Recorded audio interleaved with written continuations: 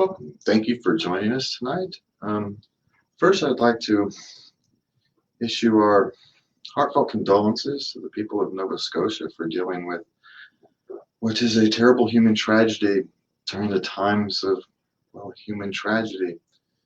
It is saddened that we have to sit here and try to explain and understand these type of events, but sadly, it's part of the course of human history. Hopefully, we eventually learn how to deal with the mental health issues and the stresses that bring these type of sad events on. But until then, we do the best we can to help each other and to find a way forward and to move towards a better place where these kind of things don't have to happen. There's no good words to get us through these type of events, and so we can just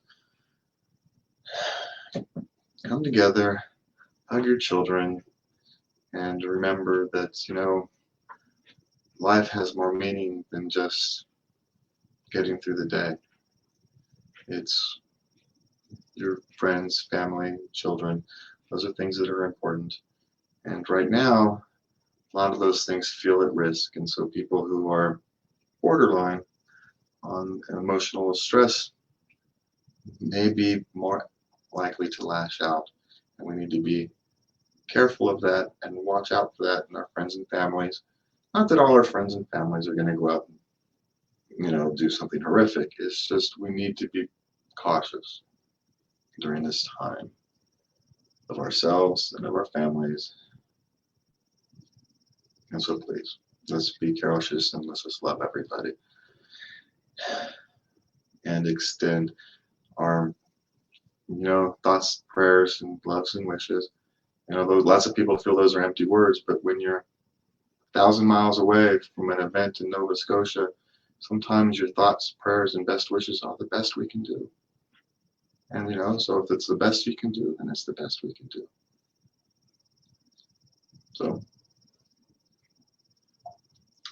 So moving on to some more local issues and some more issues with things that affect us here local to home. It's a hard transition, but, you know, life is hard. We have some protests and other issues regarding the lockdown. People are starting to become strained and stressed, as we talked about earlier. And, you know, they're starting to push back. And while I cannot in good conscience, I believe I made a post this weekend, and cannot in good conscience suggest or recommend people go to protests, I completely understand why people would want to attend these protests. Initially, the data was scary, right? It made sense. All the fear, the reaction made sense based upon the data and the information we had. But now as we move farther down this road and we get better information, it's starting to look like we've overreacted. But it's still hard to know, right? The data is still early. The data still isn't clear. We have issues with methodology and data collection. And so if it were me and I was the governor of a state, my response at this point would be something along the lines of, well, I know that it would look bad at the beginning, and we reacted in good faith based upon those actions. The data is now currently suggesting that this is not as bad as we first feared. But that does not mean it is time to pull back. It means it's time to pause, hold place, and let more data come in. Let us get a better hold of what data we have so we can actually move forward with more confidence than we had to move forward to begin with. You don't want to make bad decisions based upon bad decisions, but at the same time, you don't want to leap at the next set of data just because it tells you something different or just because it reinforces your own personal belief systems. You know, I can look at the data and I can see it looks like we may have overreacted. That's not a criticism of the initial reactions, because you can go back and you can look, and I was supportive of the initial reactions, because based upon the information at the time, those reactions seemed, relatively reasonable. It seemed like a relatively reasonable reaction based upon the information we had at the time. I myself, and the most obvious example of that, I myself believed that, this appeared to transmit during its incubation period. There was the early reports that said that, and there was no reason to not believe that early report. But now reports are showing that that early report was based upon an extremely small sample size, and it has not been able to be reproduced. And in fact, it's showing something completely different. And so you're more likely to believe that it's not transmittable during its incubation period. But that doesn't mean you solely and hard fast believe that new data either. You say, okay, it's more likely. But if better data comes along, you're going to have to be willing to change that feeling.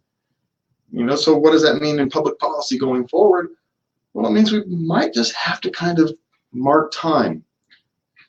So the problem I'm having isn't that we're saying, hey, let's hold time, let's mark time, let's kind of, breathe a little easier because it doesn't look like it's as dangerous. We don't look like we have as much to fear, but let's not become less diligent. Let's still stay the course so we can get better information so we know we can move forward more confidently. But what is happening is they're cracking down more.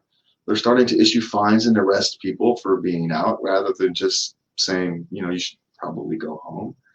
And people have kind of starting to reach the end of the ropes. The stress is starting to get to even those who don't have mental health issues.